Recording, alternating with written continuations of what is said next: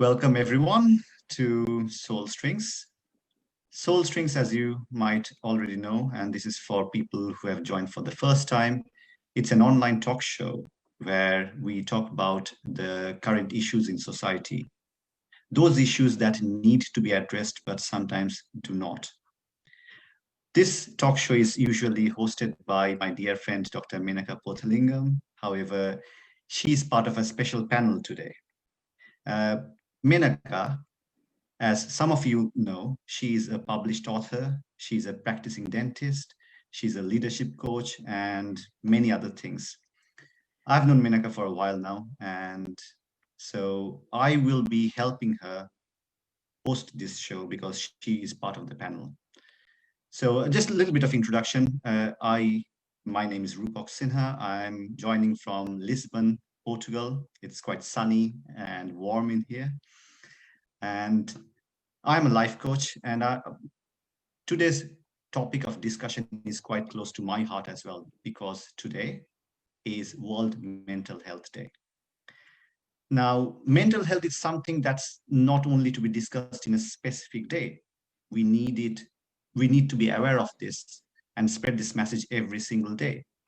However, today we have brought a special panel of speakers to share their insights about what mental health is and how people can raise awareness among themselves, their friends, their family, and the society in general. Let me introduce you to our panelists first. So today we have in our panel Krish Nath, who is a psychotherapist specializing in cognitive behavioral therapy. We have Dr. Shanti Panamishwaran, retired consultant psychiatrist. We have Dr. Pasupathi Tarmakathi, associate specialist psychiatrist. And we have Menaca as well, joining us as part of the panel. And we have a guest speaker for today as well, Subo, and she will be sharing with us her experience of coping with mental health.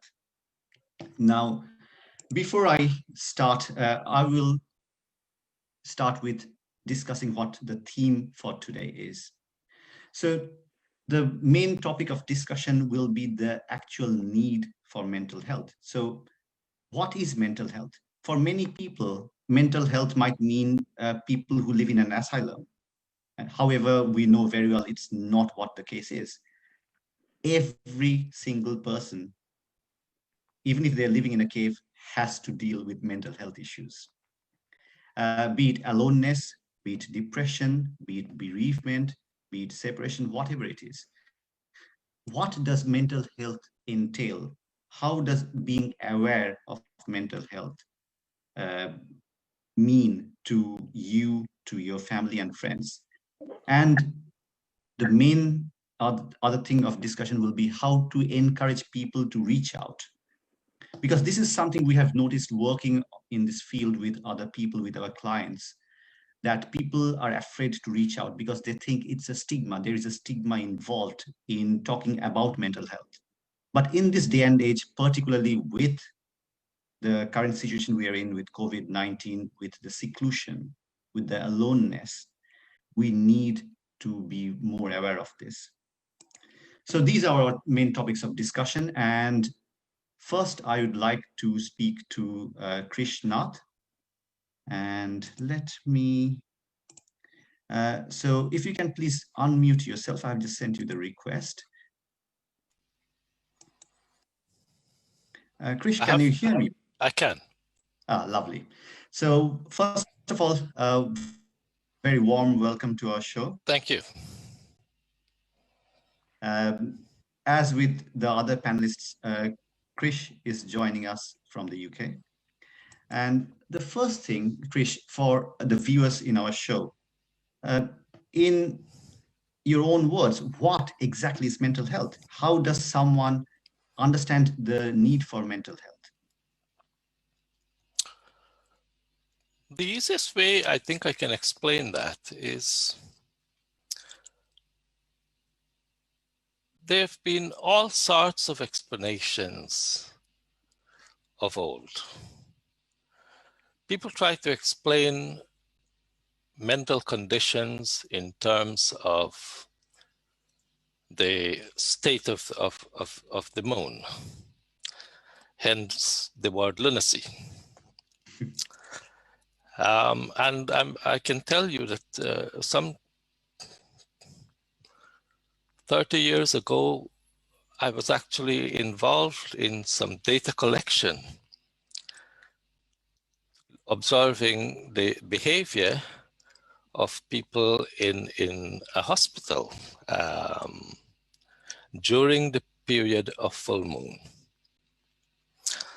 And I wouldn't bother you too much and mislead you with our findings.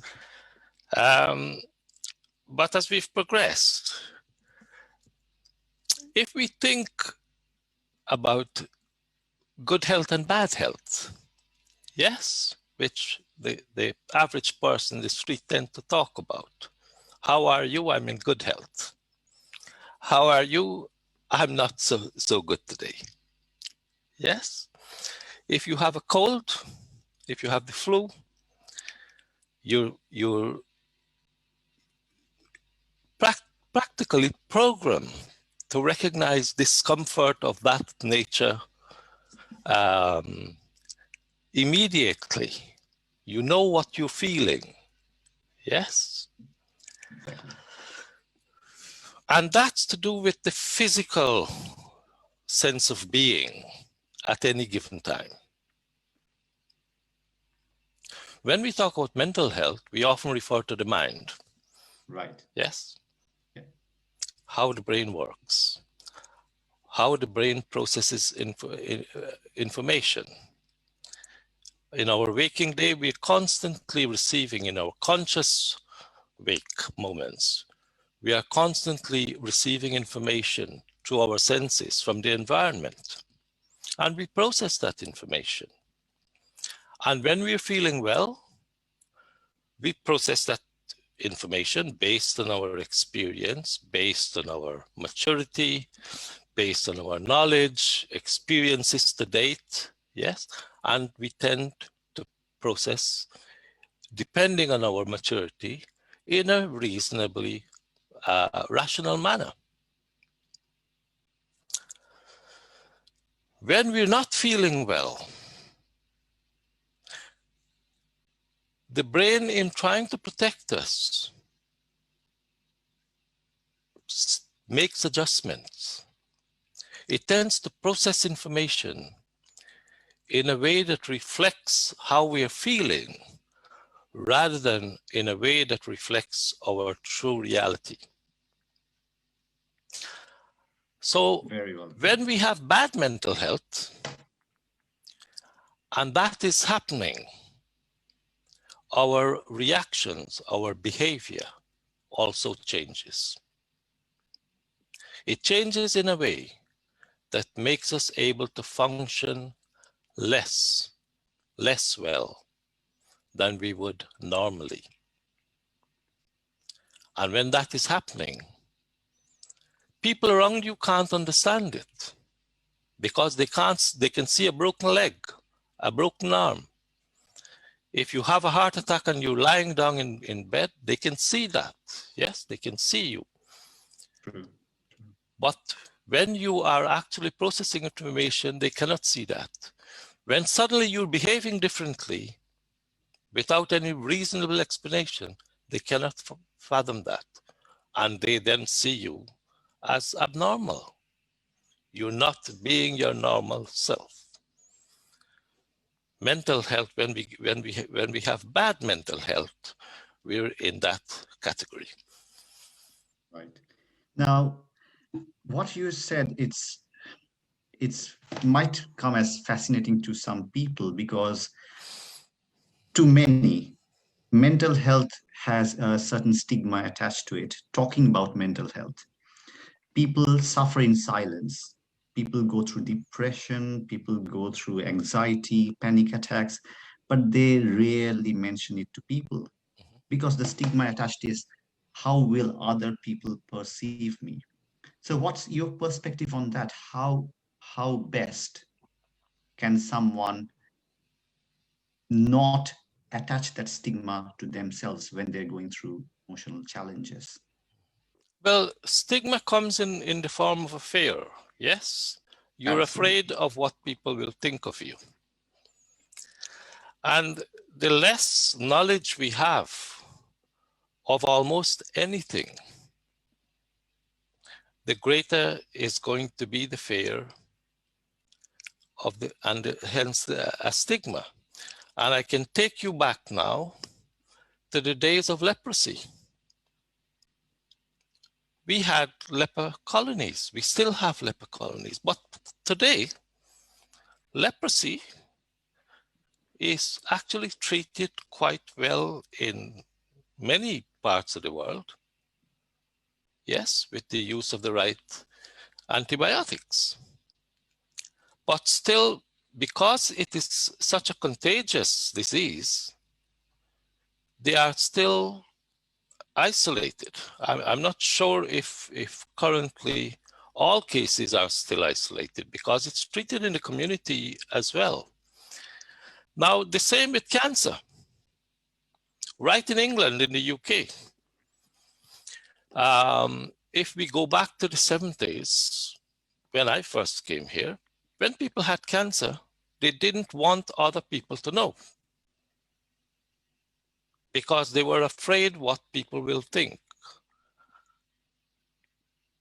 And the information, the knowledge of cancer back in the 70s was much, much less than what modern science has brought us to understand today. Yes, so there was a stigma about cancer. And with mental health, well, who wants to be seen as a lunatic? Who wants to be seen as mad? Anyone? I haven't met anyone yet. And I've worked extensively with these people. Yes. So if you want to reduce stigma, the best way has got to be information giving to the public. Those who are suffering, as well as others. There is. Sorry to interrupt you. Mhm. So that is precisely one of the reasons we are talking about mental health today. And I could not agree with you more regarding this fear factor. So from your experience of working with people, how can someone who is already suffering from this fear, this attached stigma, how can they best overcome? What's the first step to reach out to people? The first step What is the first step? is to start learning to talk about it. Right. Start learning to educate those who don't know about it. Start learning to desensitize your own fears of sharing what you're feeling and why you can't do the things that you would normally do so that other people's understanding can change as well. And if you can see other people changing, then whatever stigma you have, it will be reduced because you will feel more comfortable. Once you are feeling comfortable and you have the courage to go out and face people and talk about it, there is no stigma. The stigma will be with others, maybe. That's wonderful. So true. Well, thank you very much for that. And it is in line with our need to raise awareness, and this awareness that's needed to create a change at the societal level. So thank you very much for joining us and for sharing your insights. And when we come to the Q&A session where we'll have our guests today ask you questions, so we'll get back to you. And thank you very much for sharing your insights. Pleasure. Okay, thank you. So next, now, obviously, we have been speaking about the fears, the stigma. What I would like to do is I'd like to invite our next panelist, Dr. Shanti Panamishwaran. Dr. Shanti, if you can unmute yourself, please.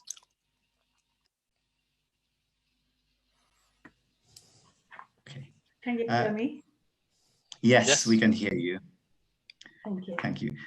So from what I understand, you have had many years of experience working as a consultant psychiatrist, and you have dealt extensively with children as well. Am I right?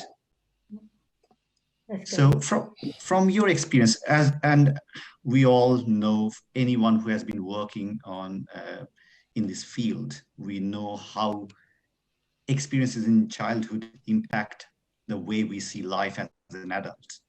So from your experience, could you please share with us how childhood impacts on our adult life for our viewers, please? Thank you for that question. I think it's very valid questions, really. I think what happens during your childhood greatly influences your adulthood and your long-term consequences in relationships and other areas. For example, any traumatic incidents in childhood, you will take that along with you, and that is going to have an influence in how you are going to, the thoughts. I think Dr. Krish said, I think the important thing is the thoughts, and from thoughts arises feelings, emotions, and from emotions arises your words, your actions, and your behavior. So all what happens in your childhood is there that would influence later on in all these areas. For example, it may sound strange, even a baby cries when it's in hunger. When the mother comes or someone caregiver comes and gives the milk, the baby is satisfied. But if there is no caregiver and there is inconsistent handling of the child, when the baby doesn't know when next the feed will come, what will happen to the baby? The baby still feels anxious, fears whether I will get milk again, whether my hunger pain will go away. So the baby shows a behavior which is continuous crying because it doesn't know where the milk is going to come next. And we often see this kind of behavior in orphanages where there is multiple caregivers, so the child is confused. And such children, when they grow up, they haven't learned the basic fundamentals of trust and empathy. So you can imagine without those two vital elements of not knowing trust and empathy, they're going to have problems in their normal day-to-day life. Absolutely. And then if I take on to the childhood days, I think when the child goes to school, if the child has some form of defect or something like a learning difficulty, say, or say, for example, if the child is fat, you can imagine the bullying and the teasing that happens in school. And nowadays, of course, the bullying and teasing doesn't only know within the school area, the school compound. It all goes viral with the social media. So you know how children had got bullied and teased, and some of the children sadly had taken their life, even younger children. Yes. Then, of course, when comes the adolescent phase, when the hormonal changes happen, the adolescent is in a phase of trans, is neither an adult nor child, is in between. So that, but at the same time, he wants to have his own identity. He wants to have his independence. So that unless there is family disharmony and the parents have a line of communication with the adolescent, sometimes the parents say they are growing pains when the adolescent takes to his room. It becomes a recluse. And very often, the early signs of depression do start in the adolescent phase. And very often when the child or adolescent kills themselves, it comes as a great shock to the parents because they haven't had the line of communication with the child, which is very, very important. Even if for the adolescent, the friends are important, yes, that's how they form their identity, but still the parents should have that line of communication. As we say, the two elements of parenting is care and control.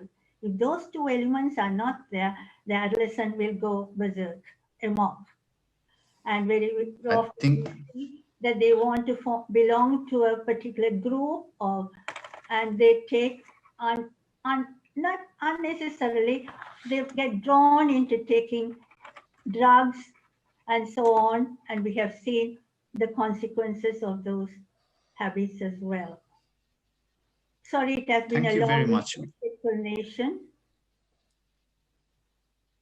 One thing, this is a very good insight for our viewers, actually, because these two things that you mentioned, the role of the primary caregiver and this connection that children need, and that lack of connection. Now, one thing that has been in our mind, and I'm sure many of our viewers would also like to know, we have heard of the formative years, the first 7 years of life. We have heard how important that is to the development of a child, and the issues that most people have in those first 7 years translates to bigger issues psychologically in the adult life. How true is that from your experience in dealing with your patients? If you'd like to share that, please. I think that's a very important question again. The formative years are very important because, as we see from my experience, I have worked in Sri Lanka where there has been war, then later tsunami, and so on. The traumatic incidents during their formative years have formed, has almost imprinted in their mind. So even when sometimes positive things happen, they are unable to see the good in things, but they are seeing that with almost a look with negative, as if they have glasses with a negative view of things. So they find it very difficult to let go of those things. And unfortunately, during that formative years, people do not seem to think that these children can have a mental illness and need help. And that's what we were talking about, increasing their awareness, the importance of the formative years, and whatever happens there, they need to talk about it, they need to hear about it, and come to terms with it so that it doesn't have long-term consequences later on. And when we do say, people here would say, when they see them later, how often people talk about their early childhood, say, sexual abuse, which they have never ever spoken to anybody. It has been inside there, and in these formative years, this leads to lack of confidence, able to go out and meet the obstacles face on and take it on. And this is very important that we do take account of the formative years, and this comes up over and over again in adulthood when you provide counseling. And they tell you, I never said this, doctor, to anyone else. I'm talking about it for the first time here. And it's very, Yes. very sad. So true. And having worked in this field for quite a few years myself, and having shared, obviously, we have got the people that we work with, we have got our moral obligations not to divulge their private information with others. We have seen this when discussing with other practitioners, that all the issues, just like you mentioned, the first stage of awareness, that awareness, once it dawns, is to go and seek for help, to seek professional help. And this is something I would like to share with our viewers as well. Please take note of this. There is absolutely no shame at all in talking about things that have happened in the past when we were children, because that was not in our control. So whatever happened in the past, there should be absolutely no attached shame to it. And the sooner we recognize these issues, it's best to bring it out in the open to speak to a professional. So as Dr. Shanti Panamishwaran shared, it is vitally important that we recognize these aspects, these issues that we might have had from childhood, and speak out. And with that, I would like to thank you very much for joining this panel today and sharing your insights. Thank you. Thank you so much.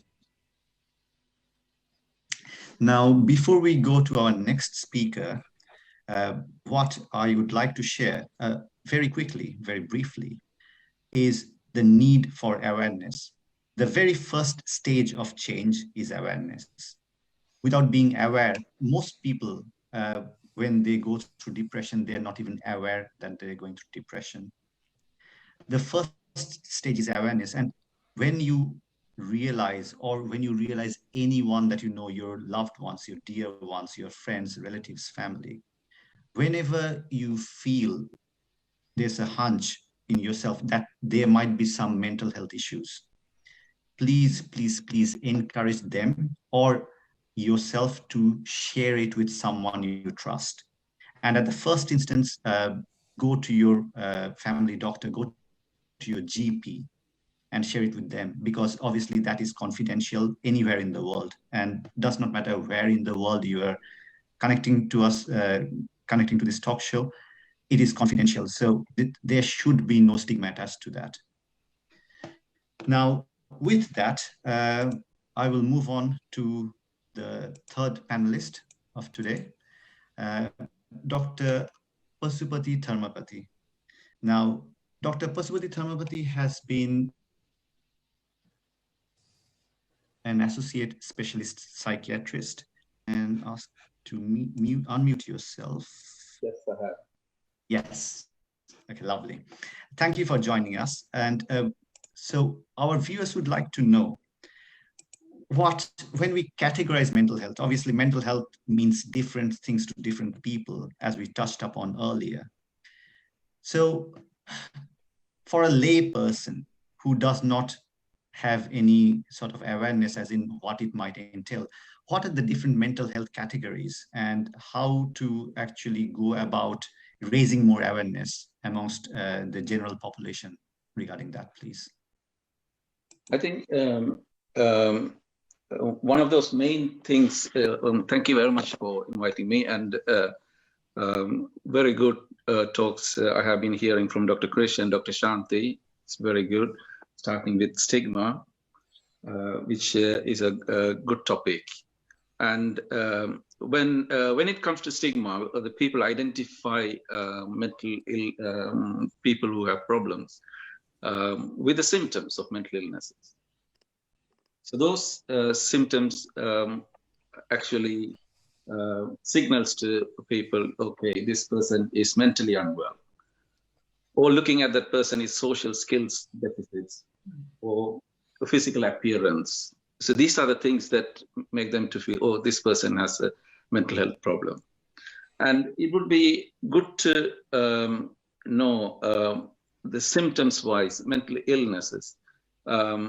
We generally know depression, feeling low, isolating ourselves, lack of energy, and poor personal hygiene, not taking care of self. These are the things that brings to forefront and say, yes, someone has a problem, and stigma associated with those things. And then again, the psychosis, which is we see people talking to themselves, walking around the street. We have seen sitting by the street, talking to themselves or shouting at people, anger outburst. People, what we normally see is they are not dangerous people or angry people. We passers by normally provoke them. This is how it happens in when I grew up in Colombo, Sri Lanka, this is how I saw people, mentally ill people have been treated. So this is how we have been picturing how mental illnesses are. And these need to be changed in terms of how we are seeing mental illness. So in terms of illnesses, now I talked about people talking arbitrarily. Why they are talking? Because they are in a conversation. It could be they are hearing voices talking to them, and they are replying back to the voices. Voices could be in many forms. They can be talking to the person itself. So that's first person hallucination. Or it could be voices talking in between them about this person. So that could be an annoying thing. Or person could be, sorry, we have lost your video for us. I just clicked something here, yes. Okay. And then the third one is hearing the same person hearing his own voices. So, so these are the form of voices that makes them to respond in that manner. And they also talk to the thoughts that they have loudly. And thoughts can be in different form. Thoughts can be coming from outside, and it can be coming from their own or inside their head. So these are the things that causes them to behave in that manner. When you have thoughts like this, what do? You sit and, or the voices and thoughts, when you have these kind of things, you sit and ruminate on those things. So you won't have time to do other things. So you'll be sitting there, spending time in isolation, and people outside will think, why is he like that? He's not looking after himself. He's not dressing up. He is not eating, talking to himself. So it's to understand how much struggle this person is going through. And if you look at that person going through so much struggle, and then stigma says, oh, we shouldn't take him outside. We shouldn't ask for help. So the family members, friends, they don't take him to the help that this person needed. What is it causing? It's the stigma. And it is says one of the main psychotic illness is schizophrenia. Schizophrenia, it normally mild form of schizophrenia. It takes about 2 years before people start seeking help and getting help. Absolutely, absolutely. So this, getting back to that point, so this is something that you just mentioned, that is something that is, well, I can't stress how important it is, because many of the mental health issues that you mentioned previously, the things that talking to themselves, sitting on the street, being nervous, these are traits that can be seen by other people. Yes. So these are telltale signs that someone is going through something in their mind. But things like when it's completely internal, let's say depression is something that is, it's basically, that's the real pandemic. And that pandemic has been there long before COVID-19 hit. And that's what many people, pretty much, I would say everyone I know has been through some sort of depressive states in their life at some point of time. When people are going through that, when there are no visible signs as such, what do you think is the best way to deal with that when there aren't any telltale signs? This is where the insight comes into. When someone is quite unwell in this manner, the insight goes along with it. They won't understand that they have this problem. So normally people around them need to look for the change or see the change. They will see the change. And this is the people around them need to understand that this person needs help and needs to talk to someone, talk to friends, or if a doctor needed, go to the GP, get the help, or listening to music videos, go out, doing exercise. These kind of things need to be encouraged, specifically in this depression when depression comes in. So that's and yeah. Sorry to interject.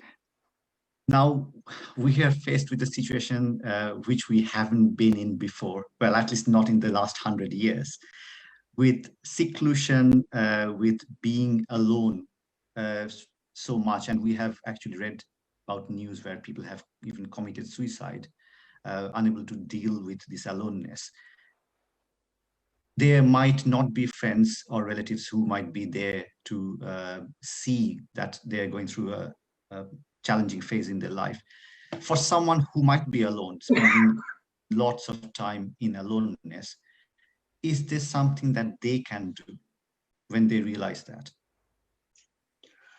I mean, this is an unprecedented situation where people are getting isolated, and specifically here in UK, you know, there's a mixed messages what you can do, or how many times you can go out, and you know, so many mixed messages.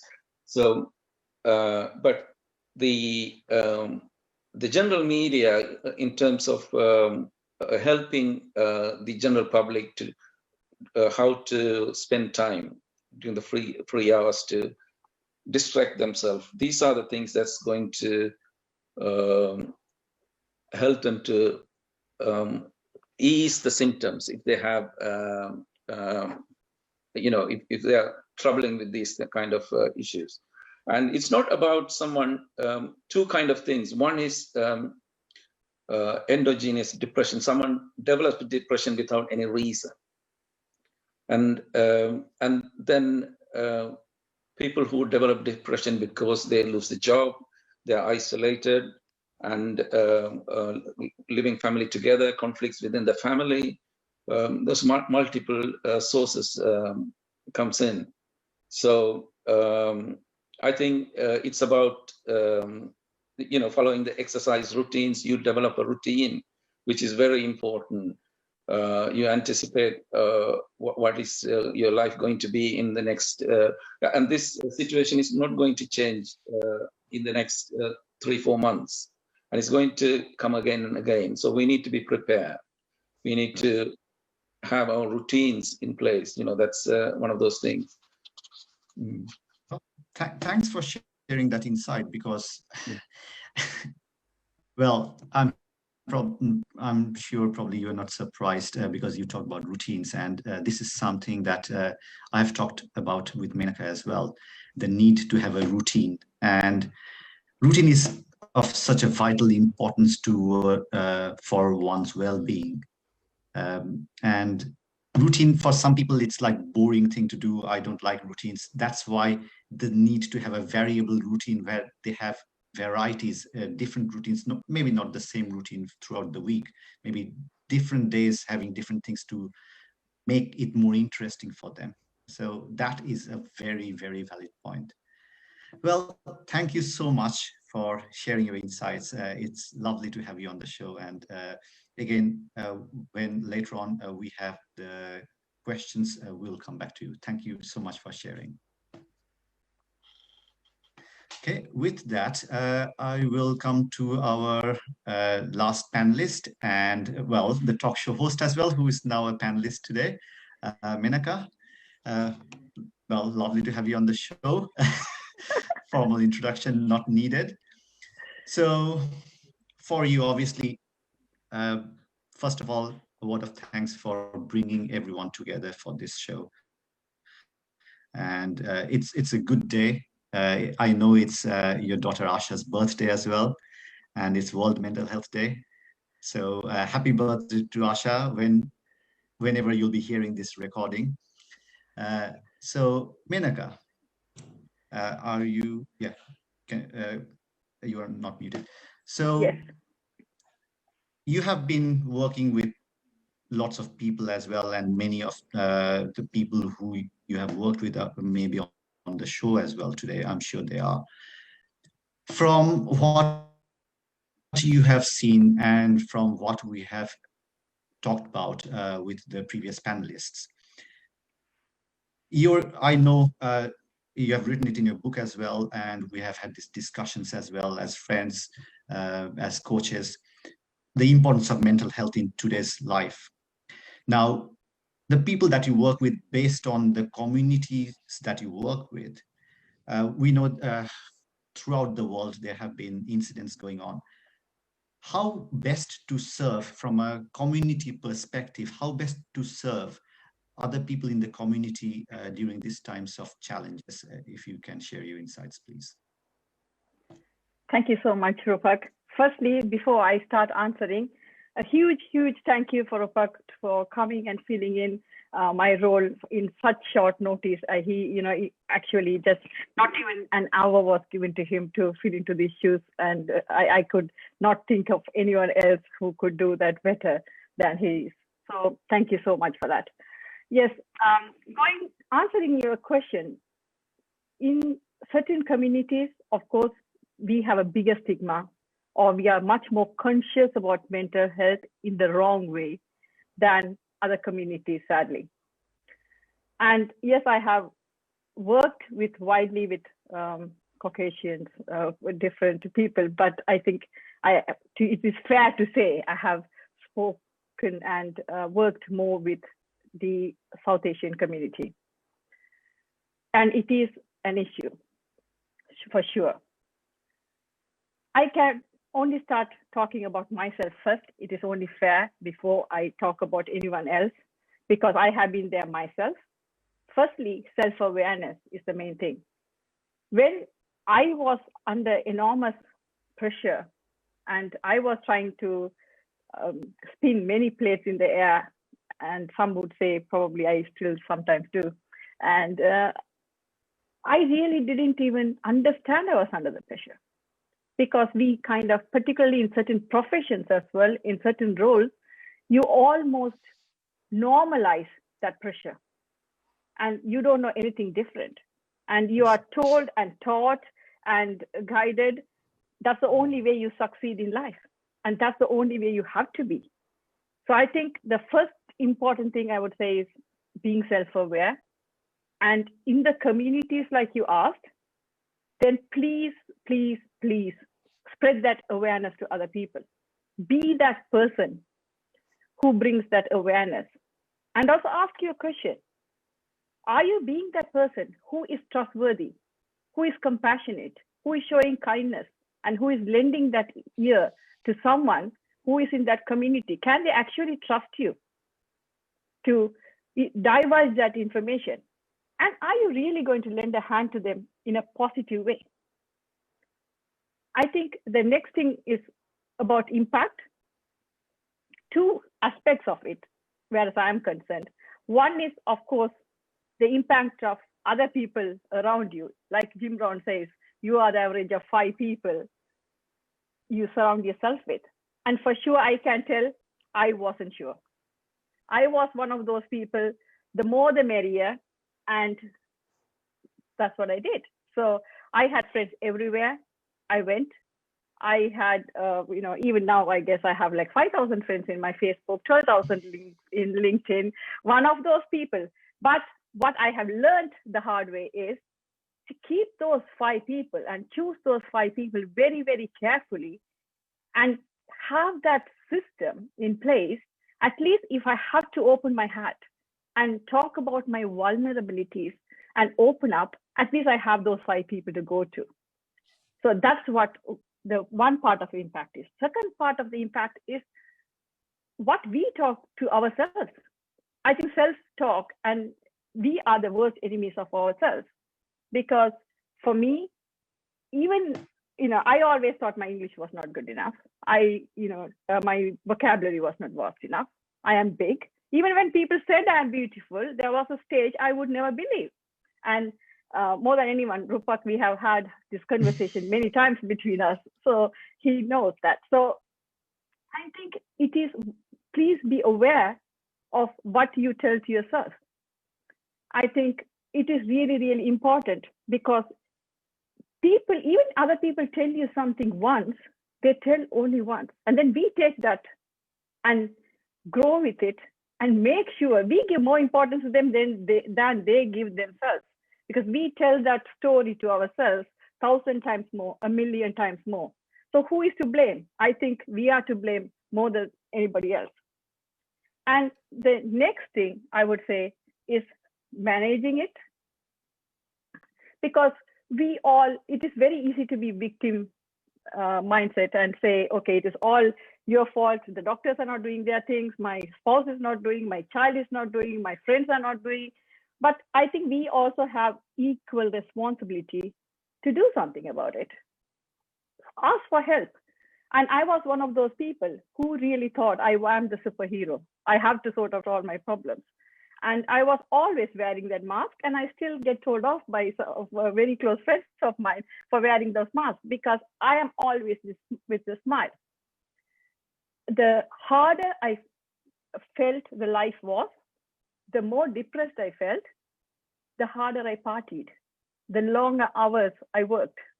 So I think it is also our responsibility to make sure not to do that, to know a line not to cross. And we have to take our time to look after ourselves. In a nutshell, what I'm trying to say, I guess, self-care is not selfish. You have to sometimes take time, and it's okay not to be okay. And when I actually opened up and asked help, there were plenty of people who were happy to help. So actually it was me who wasn't reaching out. Of course, there will be always people who will, part ways from you. That's okay, because not everybody is meant to be with you all the time. Some people come as angels to help you, and some people come to teach a lesson. And, I always tell, thank you for those who helped me to, come up and be where I am. But even bigger thank you to people who criticized me, who put me down, and who gave me a lot of grief, because without them, I don't think I would have ever transformed to be where I am today. The only other thing I would say is, please learn from lessons from your past, because all our experiences teach something to us. So either we can be stuck there and not do anything about it, or we can learn from it and move on. But once you move on, please make sure you give a lending hand to somebody else. Share those stories. Be that person who can change somebody else's life.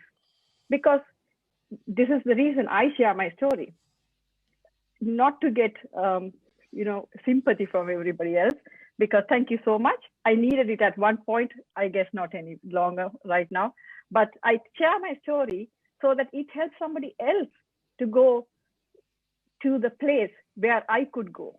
And I want to be the person who was that trigger to start that journey. Of course, I am not going to be the person who would make them reach there. Nobody can. They have to do it themselves. But what we can do is be a guide, hold their hand and walk their path with them to help them get there. Thanks, Rupak. Well, thanks for sharing your insights. So as a recap from what I gathered, you stressed on 3 points: awareness, having self-compassion, and reaching out. So no matter what community you're in, no matter which part of the world you're in, what language you speak, what religion you practice, these are of vital importance. And these are the things that all our panelists spoke about in different ways: the need for awareness, the need to be compassionate towards yourself, towards others when you see them going through it, and also to seek help. Well, again, Menaca, thanks very much for sharing your insights. And now for our guest speaker, this is something I'll hand over to Menaca, because she will be speaking with Subo, who is our guest speaker for today. And she will be sharing with us her insights, her experience of dealing with mental health. Thank you, Rupak. Thank you so much. Okay, here is a guest speaker who I have huge respect. As we already spoke, many people have, like Rupak said, many of you, the panel members have told in their own different ways. In certain communities, it is a huge stigma and it is very difficult to come out and speak about it. So I have tremendous respect for Subo for volunteering to come and speak about her experiences about mental health. Subo, can you please unmute yourself? I have done that. I can. Yeah, thank you. Thank you so much, Subo. So my question to you is, you have shared it with me, but I'm sure like many people will actually learn a lot from your experiences. So I know in certain communities, it is very difficult to come out and talk. What actually encouraged you to come on this show and share your journey? Thanks, Subo. Over to you. Thank you so much, Menaca. I think I would like to give a small background. Like 18 months ago, I went through a process where I had to go through a consultation and I lost my job. And working and being a mother was a big part. And it felt like I lost my identity. And that process took a long time. But during the course of that long time, because I was a mother first and foremost, and it was like I was crumbling down. And I didn't know what was happening around me.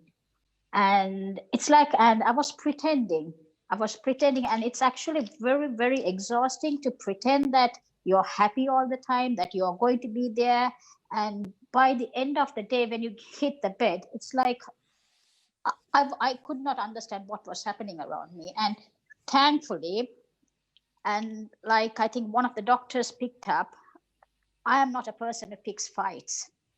And I did that. I did pick a fight with somebody for no reason. And I think that person actually saved my life. If not for that person, I think I would have just crossed onto the road. And I used to go to work, come, go and sleep. I couldn't be bothered to even wash. And for a person who has about 3-4 baths a day, it was like getting up and brushing your teeth was like even so difficult. And my family knew this and they were giving their space, but I'm so thankful to my husband and to my children that they recognized that. And they were there with me. And I'm very lucky. I'm exceptionally lucky that I have got a good husband, especially my both children, who were there all the time for me. And it was a very difficult time. And like somebody said, I used to listen to very heavy music to cope with it. And I didn't want to be inside the house and I didn't want to see people, which took me out.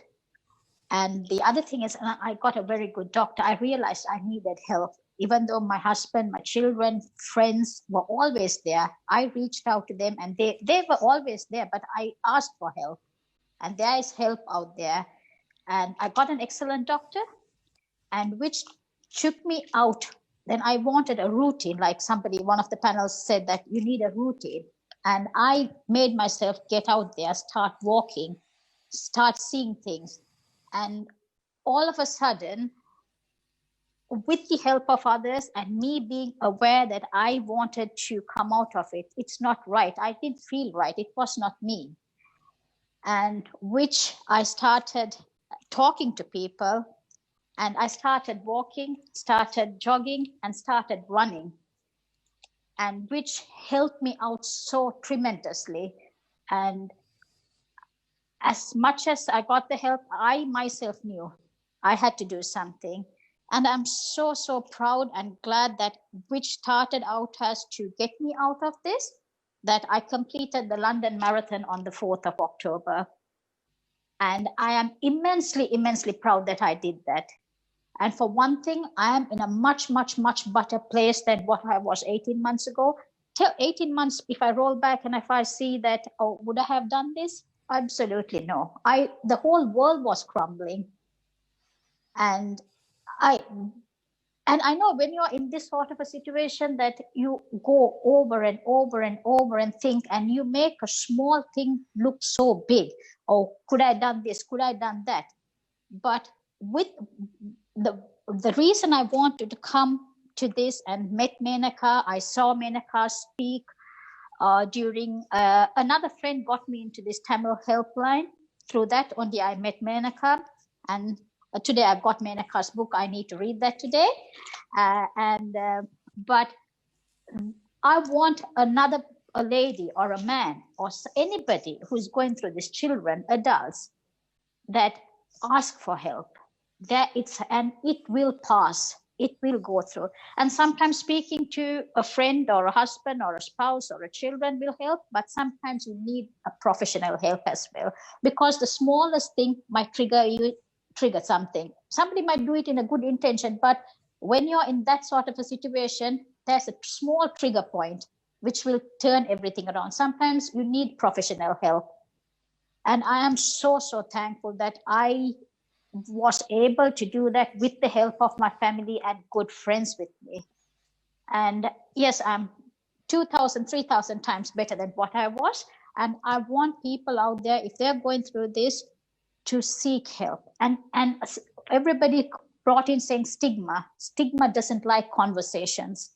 So I think the more we speak about this, the more we get awareness spread around us, and there is no shame. Of course, there are people, the more we talk about that, that stigma will go away. So I think if one person out of this has taken something out of it, and we reach out there, and there are several people who are in the same boat as me, this is just a passing cloud, or we can get through this. And as a community, as a single person, as a family, we have to do this. And especially being today Mental Awareness Day, I think, thank you, Menaca, for, I really appreciate you having me on this today. Thank you so much, Subho. I have to be grateful. I honestly respect you, immensely. I know how hard it is sometimes to come out and talk, because I know how it felt when I had started speaking. So I have been there, done it, and I know how it is a mammoth task when you originally start speaking about this. And thank you so much. And like Subho said, like everybody else said, please seek help. Yes, Subho, go on. Sorry, I just froze out. Sorry, carry on. Okay, fine. Sorry. Yeah. Okay. Thank you so much, everyone. You will all have your turns to ask questions later. So before I hand it over to Kirbe to give the vote of thanks, I am going to announce the next speaker for the next session, the same time next Saturday at 3:30. He is Benny Prasad. He was someone who the school thought who is not fit to be in the school. And now he has a Guinness record for traveling the entire world in the shortest time. He has invented and designed a guitar, and also he has done multiple TEDx talks, including very reputed universities, ironically, where he was actually thought he was not fit to be in the education system. So I can't wait to have Benny Prasad here next week to share his story and inspire many more to take courage and have faith and have their own journey. Over to you, Kirbe, to give the vote of thanks, please. Thank you, Menaca. Thank you, our prestigious and our distinguished panel this evening. Thank you very much for sharing your thoughts.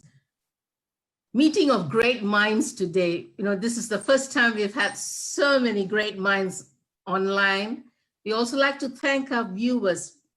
But as I take it a little further, I would like to personally thank Krishna for sharing about awareness being the key. Starting to talk to people that you can trust. Thank you for sharing that valuable point. Dr. Shanti, I saw your compassion come through when you talked about the children and how it is so important for the children to connect to one another, and in their formative years, I think we forget it is so important. And thank you, Dr. Shanti, for sharing that. And Dr. Tharma, sharing about the different types of mental illness. I was never aware that there was such a variety, such a spectrum of different mental illness, and I was indeed educated today. Subbu, what can I say for openly coming online at this Soul Strings platform to share such appreciation for the family support.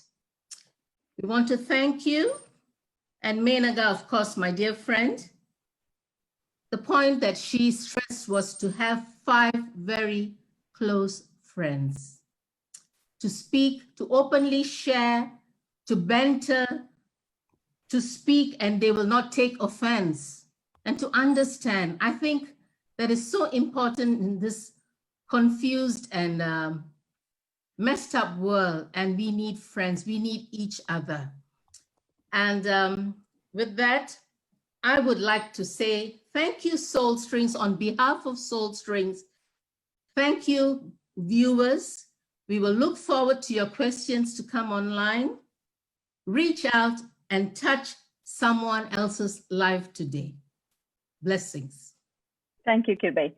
So for people who are listening to this show on Facebook, because of privacy, we will be stopping live streaming just after that. So people have privacy when they want to ask the questions. Thank you so much for joining us from wherever you are. We will see you in the same place, same time next week. Until then, stay healthy, be happy, and keep smiling.